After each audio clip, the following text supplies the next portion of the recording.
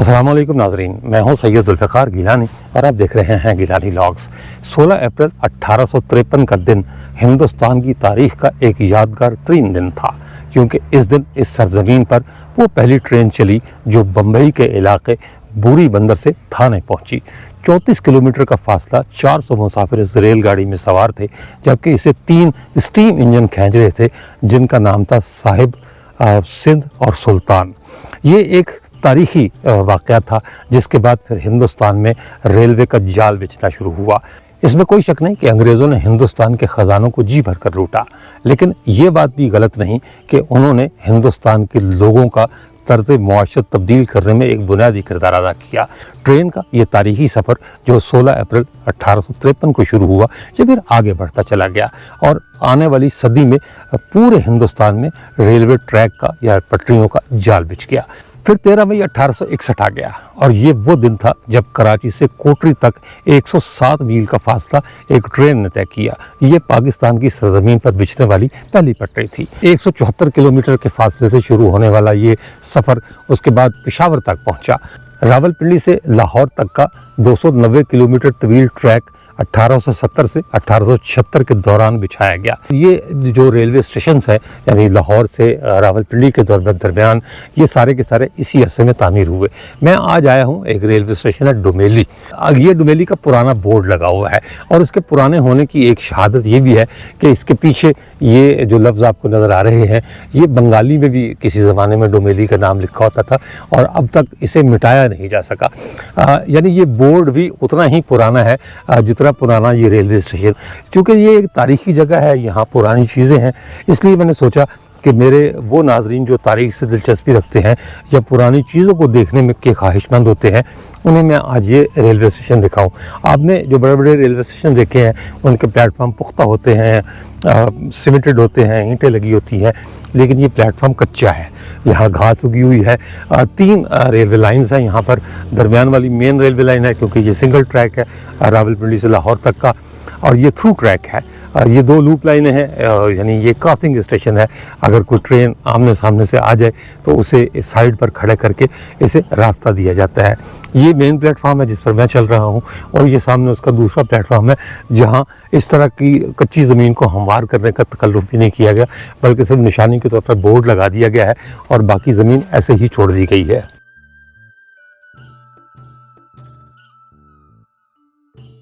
अपने नाज़रीन को एक खुसूसी पैगाम देना चाहता हूँ। व्लॉगिंग के इस तवील सफ़र में मैंने बहुत सी मुश्किलात का सामना किया, तवील सफ़र किए और हालात की सख्तियाँ बर्दाश्त की, लेकिन मैंने कभी भी अपने नाज़रीन से किसी किस्म का ताउन नहीं मांगा। लेकिन अब व्लॉगिंग एक मुश्किल शौक़ कह लें, पेशा कह लें या शोबा कह लें, बन चुकी है। मेरे वसाइल कम पड़ रहे हैं इस व्लॉगिंग को पूरा करने के लिए, लिहाजा मैं अपने तमाम नाज़रीन से दरख्वास्त करता हूं कि वो मुझे फाइनेंशियली सपोर्ट करें। मैं इस वीडियो की डिस्क्रिप्शन में और इसके पहले कमेंट में अपने अकाउंट नंबर्स दे रहा हूं। जो मेरे बैरून मुल्क नाज़रीन हैं उनके लिए मैंने बैंक अल-फलाह और स्टैंडर्ड चार्टर्ड बैंक के 2 अकाउंट नंबर दिए हैं। वो अब अगर मेरी माली एआनत करें तो मैं इस सफ़र को मज़ीद जारी रखना चाहता हूँ आपकी दुआओं से और अल्लाह ताला के फजल करम से। इसके अलावा जो पाकिस्तान के नाज़रीन हैं उनके लिए मैंने ईजी पैसा का अकाउंट नंबर दिया है ताकि वो जिस हद तक मुमकिन हो सकता है वो मेरी एआनत करें, मेरी मदद करें, मुझसे ताउन करें। अगर किसी ब्रांड की तशहीर का कोई मामला है तो मैं उसके लिए भी तैयार हूँ, स्पॉन्सरशिप के लिए भी तैयार हूँ। और जो लोग ये समझते हैं कि शायद मैं चंदा मांग रहा हूँ उनसे या उनसे कोई ऐसी अपील कर रहा हूँ कि जी मेरे माली हालात बहुत ख़राब हैं, उनसे ये दरख्वास्त है कि वो तबसरों में इसका इजहार ना करें, बल्कि मेरे लिए सिर्फ दुआ कर दें कि अल्लाह ताला मेरी मुश्किलात आसान करे, मेरा सफ़र आसान करे। और ये व्लॉगिंग का जो मामला है, जो चीज़ें मैं अपनी नई नस्ल तक पहुँचाना चाहता हूँ, जो विरसे मैं अपने लोगों को दिखाना चाहता हूँ, ये सफ़र मेरा उसी तरह जारी और सारी रहे। हाँ, अगर आप इसमें हिस्सा डालेंगे तो मेरे लिए कुछ आसानियाँ पैदा होंगी। बहुत शुक्रिया आपका।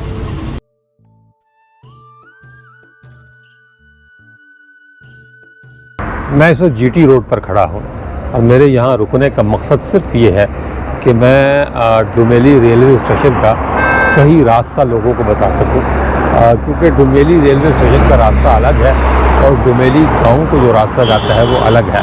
बहुत से लोगों का ये ख्याल है कि जो रास्ता डोमेली गाँव को जाता है वही रेलवे स्टेशन को जाता है, हालांकि ऐसा नहीं है। ये जो साइड है ये दीना साइड है जीटी रोड की।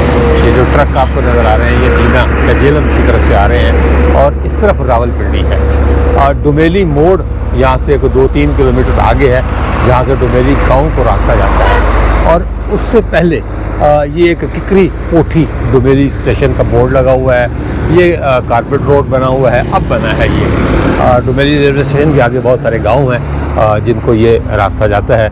पहले ये रास्ता कच्चा हुआ करता था लेकिन अब पुख्ता सड़क बन गई है। किकरी कोठी डुमेली स्टेशन, तो स्टेशन का रास्ता अलग है और जो डुमेली गांव का रास्ता है वो अलग है। मैं इसीलिए यहाँ रुका कि इस गलतफहमी का अगाला कर दूँ कि दोनों जगहों को सड़क एक ही जाती है। तो आइए आपको अब मैं डुमेली स्टेशन ले चलता हूँ। इस प्लेटफॉर्म का एक छोटा सा विजिट करवाता हूँ। छोटी सी इमारत है इसकी रेलवे स्टेशन की, लेकिन पुरानी बनी हुई इमारत है। ये सामने जो आपको ढांचा नज़र आ रहा है ये पत्थरों का बना हुआ है। दूर से तो ऐसे ही लगता है कि पता नहीं कौन सी इमारत होगी, लेकिन ये वॉशरूम थे पुराने ज़माने के।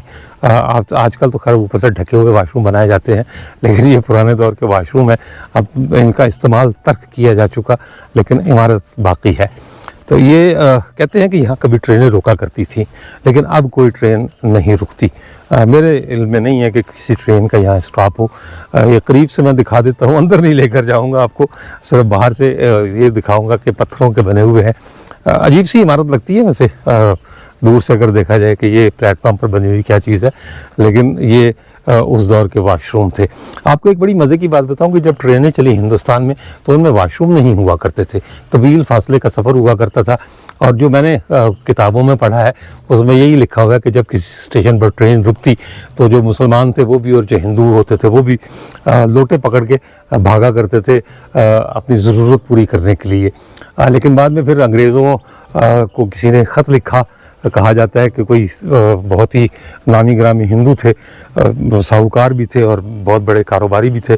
उन्होंने एक ख़त लिखा जो रेलवे के उस वक्त सबसे बड़े अफसर थे, गालिबन डायरेक्टर जनरल थे। उन्होंने ख़त लिखा कि आपने सफ़र की सहूलतों मुयसर कर दी हमें, आपका बहुत शुक्रिया, लेकिन अगर ये सहूलत भी मुयसर हो जाए यानी वॉशरूम की सहूलत भी मिल जाए तो कम से कम ये सफ़र तकलीफ़ दे नहीं होगा। रफ्तार कम हुआ करती थी ट्रेनों की और बहुत देर लगा करती थी किसी ऐसे स्टेशन पर पहुंचने में जहां वॉशरूम की सहूलत मौजूद होती थी। उसके बाद कहा जाता है कि फिर ट्रेनों में वॉशरूम का सिलसिला शुरू हुआ और अब हर ट्रेन में बल्कि अब जो एयर कंडीशन कंपार्टमेंट्स हैं उनमें तो अलग अलग हर कंपार्टमेंट में एक वॉशरूम मौजूद होता है। तो ये रेलवे स्टेशनों पर ये सहूलत थी, डुमेली पर भी ये सहूलत थी, लेकिन अब ये ख़त्म हो चुकी है और मेरा नहीं ख्याल कि अब रेलवे स्टेशन पर कोई और वॉशरूम मौजूद होगा। ये पीछे घर बने हुए हैं, कॉलोनी है, छोटी सी कॉलोनी, 3-4 घर हैं। यहाँ स्टाफ पहले भी रहता था, अब भी रहता है। और ये सामने वो छोटी सी इमारत है जो शक्ल से ही लग रहा है कि पुराने दौर की बनी हुई है, यानी अंग्रेज़ों के दौर की। 1947 में पाकिस्तान बन गया, लेकिन बहुत कम रेलवे स्टेशन ऐसे हैं जिनकी इमारतें नए सिरे से तामीर हुई। बेशतर जो रेलवे स्टेशन हैं उनकी इमारतें पुरानी हैं, अलबत्ता वो तज़ीन आराइश के मरहले से ज़रूर गुजरी हैं।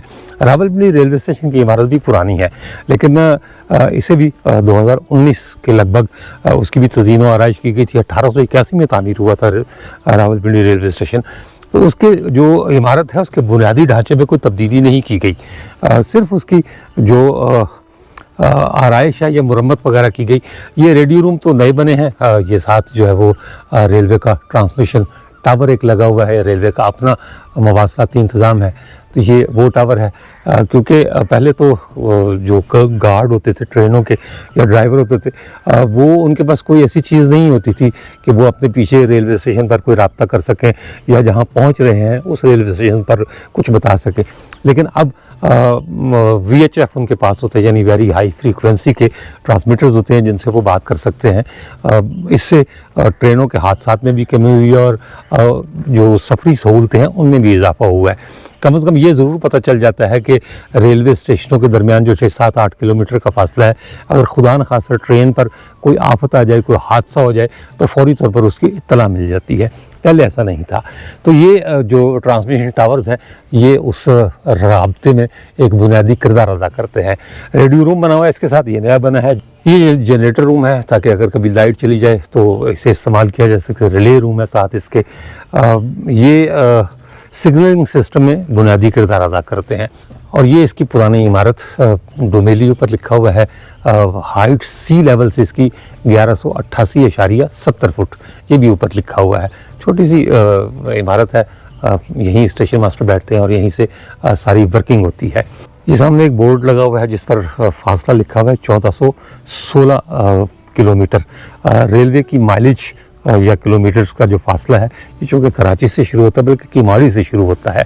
तो ये जितने भी रेलवे स्टेशन आपको मिलेंगे पेशावर तक, उनके फासले कराची से ही नापे जाते हैं। तो इसका मतलब ये है कि ये डोमेली रेलवे स्टेशन किमाड़ी कराची से 1416 किलोमीटर के फासले पर है।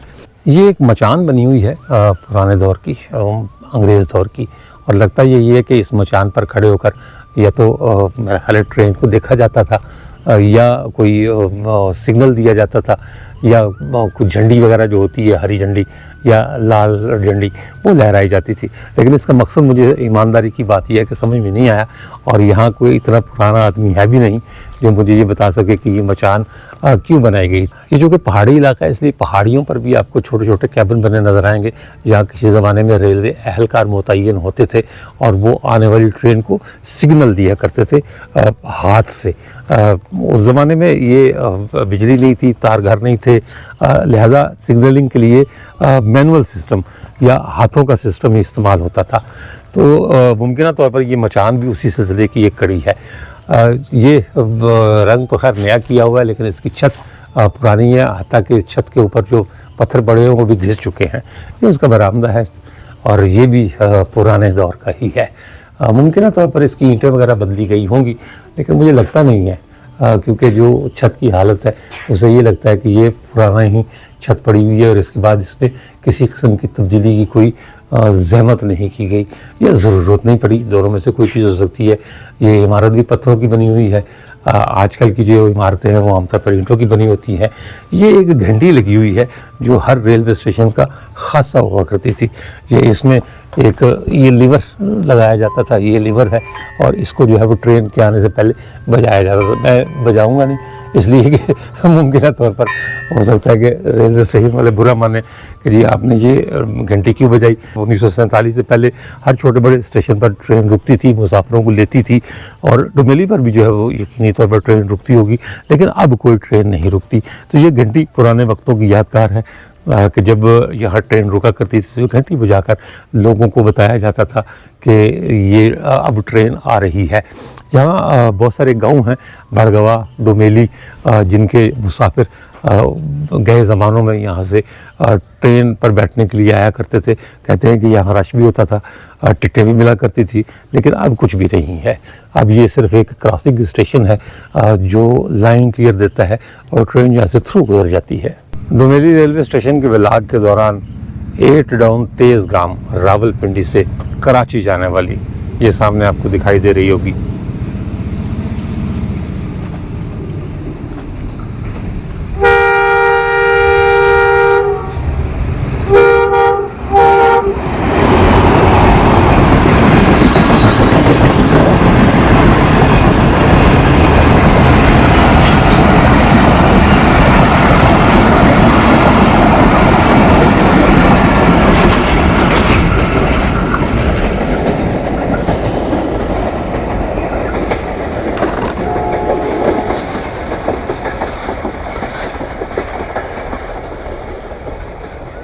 स्टेशन की इमारत के बाहर एक क्यारी बनी हुई है और उसमें जो सबसे खूबसूरत चीज़ है वो ये एक फूल है, सुर्ख रंग का गुलाब, वो खिला हुआ है और यही इस क्यारी की मुकम्मल रौनक है। बाकी भी पौधे लगाए गए हैं लेकिन अभी उनमें फूल आने बाकी हैं। तो जब फूल आएंगे तो यकीनी तौर पर ये जगह भी बहुत खूबसूरत दिखाई देगी।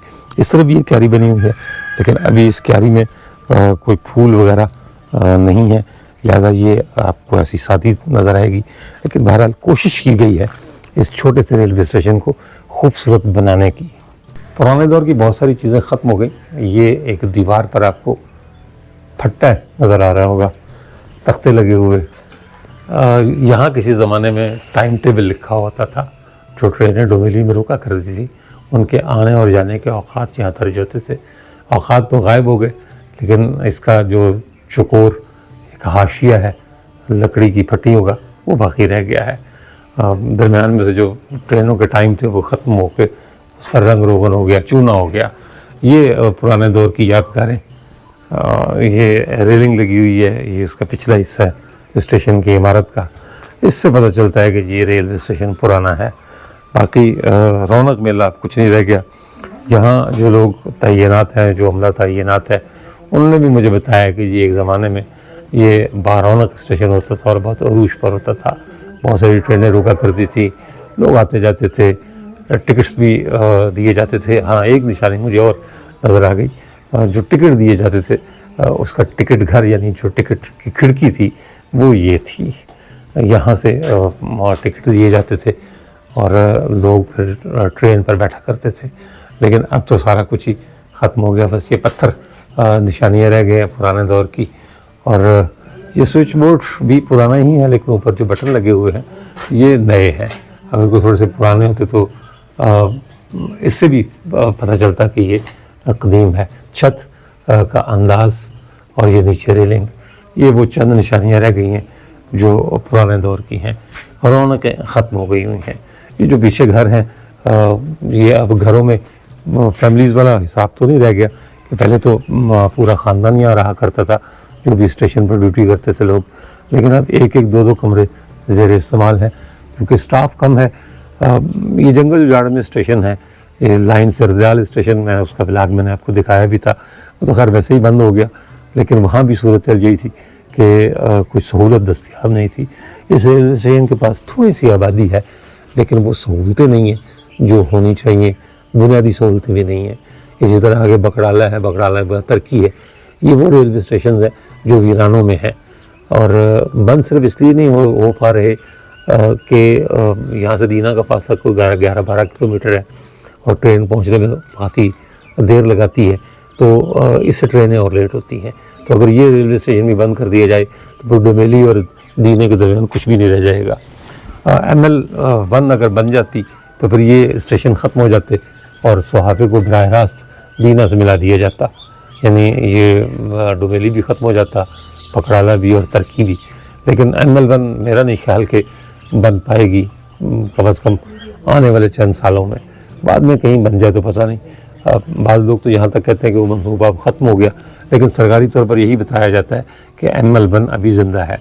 तो अल्लाह करे कि वो वाकई ज़िंदा हो तो रावलपिंडी से कराची का सफ़र 22-23-24 घंटों का है और अगर ट्रेन 1 से 2 घंटे लेट हो जाए तो 26 घंटे भी लग जाते हैं। तो कहते यही है कि रावलपिंडी से कराची का सफ़र 12 घंटे का हो जाएगा, क्योंकि ML1 बनने से ट्रेनें 160 किलोमीटर की रफ्तार से चलेंगी और जैसे मोटरवे के गिर्द बाढ़ लगी हुई है, इसी तरह ट्रेनों पटरी के गिर्द भी जो है वो बाढ़ लगेगी ताकि कोई जानवर, कोई मवेशी, कोई इंसान उसमें दाखिल ना हो सके। तो जब तक ML1 नहीं बनती हमारे रेलवे की सूरत यही है जो रोज़ बरोज़ ख़राब होती जा रही है।